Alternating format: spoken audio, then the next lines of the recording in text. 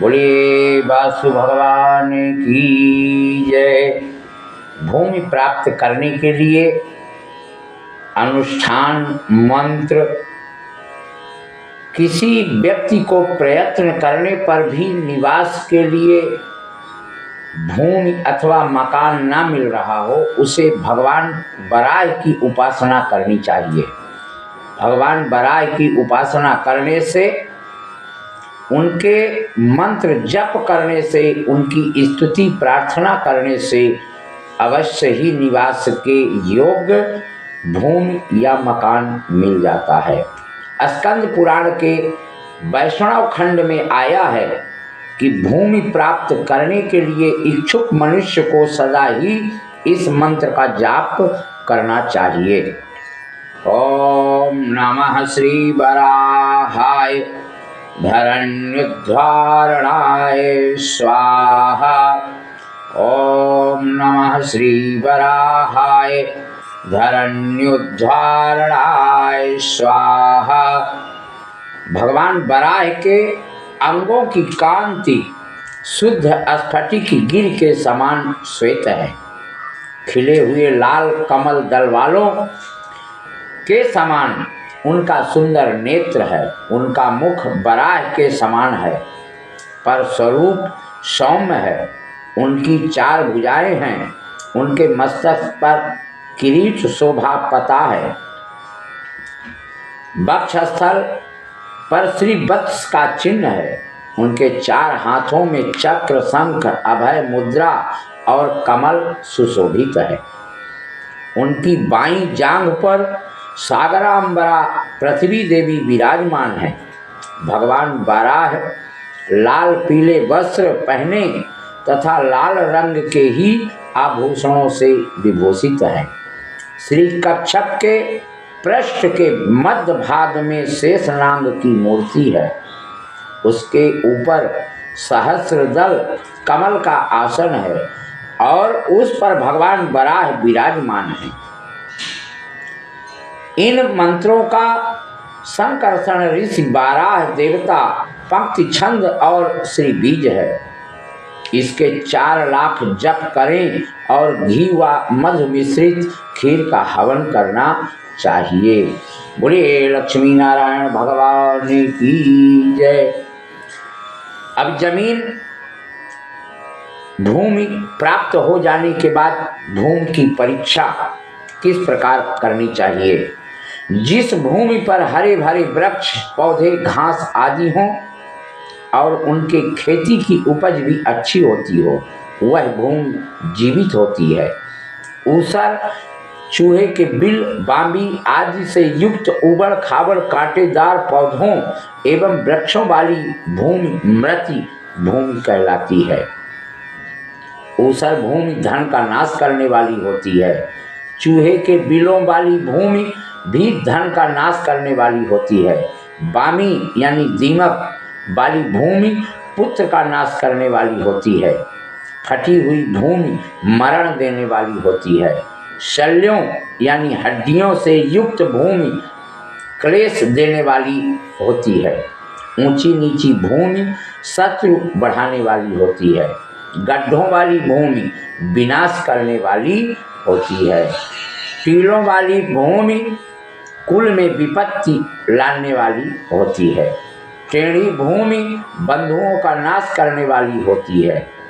दुर्गंध युक्त भूमि पुत्र का नाश करने वाली होती है। भूखंड के मध्य में 1 हाथ लंबा, 1 हाथ चौड़ा और 1 हाथ गहरा गड्ढा खोद करके खोदी हुई सारी मिट्टी पुनः उसी गड्ढे में भरें। यदि गड्ढा भरने से मिट्टी शेष बच जाए तो वह श्रेष्ठ भूमि होती है। उस भूमि में निवास करने से धन संपत्ति की वृद्धि होती है।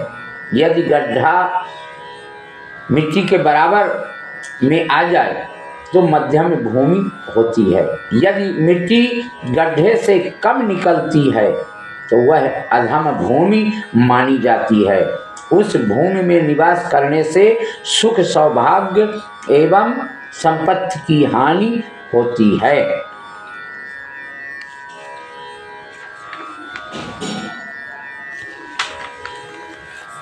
भूमि को शुद्ध करना। सम्मार्जनोपार्जनेन सेकेन लेखनेन च गवाम च परिवासेन भूमि शुद्ध्यति पंचभिः। ये मन स्मृति के अनुसार सम्मार्जन, लीपना, सींचना, खोदना और गायों को वहाँ ठहराना, इन पांचों प्रकारों से भूमि की शुद्धि होती है। सम्मार्जन यानी भूमि को झाड़ना चाहिए, लीपना यानी गोबर आदि से उसको लीपना चाहिए, सींचना गौमूत्र गंगा जल आदि से उसको सींचना चाहिए, ऊपर की मिट्टी खोद करके और बाहर करनी चाहिए। एक दिन रात या दिन में गायों को वहाँ ठहराना चाहिए। ये 5 प्रकार के विधि से गाय वहाँ अगर ठहरी, यह पवित्र हो जाती है।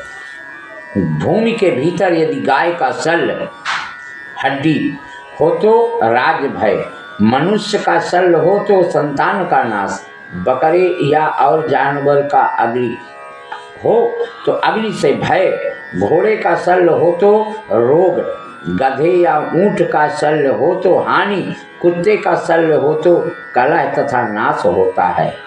यदि भूमि में एक पुरुष नाप के नीचे शल्य हो तो उसका दोष नहीं लगता है। इसलिए यदि संपूर्ण भूखंड की मिट्टी एक पुरुष यानी कम से कम जो मालिक है उसके मस्तक तक का मिट्टी खोद करके और बाहर कर दिया जाए, उस जगह नई मिट्टी छान कर भर दी जाए और उसमें भूमि बनाने से, मकान बनाने से वह श्रेष्ठ हो जाता है। भूमि की सतह, अब भूमि की सतह नारद पुराण में आया है कि पूर्व, उत्तर और ईशान दिशा में नीची भूमि तथा मनुष्यों के लिए अत्यंत वृद्धि कारक होती है। अन्य दिशाओं में नीची भूमि सबके लिए हानिकारक होती है।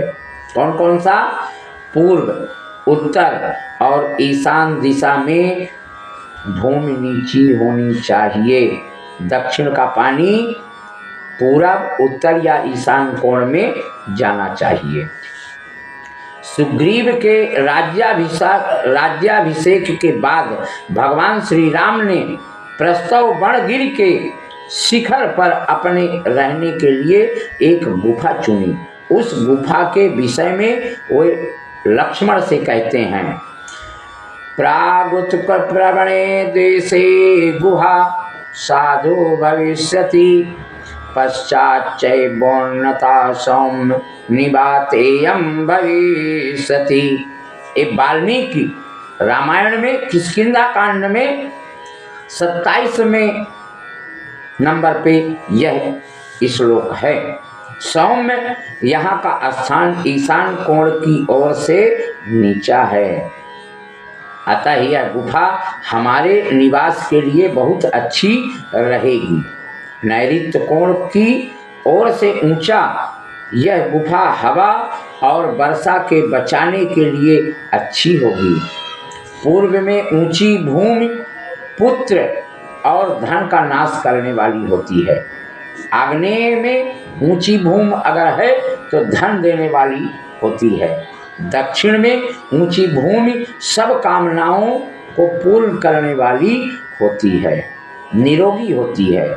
नैऋत्य में ऊंची भूमि धनदायक होती है। पश्चिम में ऊंची भूमि पुत्र प्रद तथा धन धान्य की वृद्धि करने वाली होती है। वायव्य में ऊंची भूमि धनदायक होती है। उत्तर में ऊंची भूमि पुत्र और धन का नाश करने वाली होती है। ईशान में ऊंची भूमि महाक्लेश कारक होती है। पूर्व में नीची भूमि पुत्रदायक धन की वृद्धि करने वाली होती है। पूर्व में नीची भूमि पुत्रदायक तथा धन की वृद्धि करने वाली होती है। आग्नेय में नीची भूमि धन का नाश करने वाली, मृत्यु तथा शोक देने वाली और अग्नि भय करने वाली होती है। दक्षिण में नीची भूमि मृत्युदायक, रोगदायक, पुत्र पौत्र विनाशक, क्षयकारक और अनेक दोष करने वाली है। नैऋत्य में नीची भूमि धन की हानि करने वाली होती है। मध्य में नीची भूमि रोगप्रद तथा सर्वनाश करने वाली होती है। इसलिए पूर्व व आग्नेय के मध्य ऊंची और पश्चिम में वायव्य के मध्य नीची भूमि पितामह वास्तु कहलाती है। यह सुख देने वाली होती है।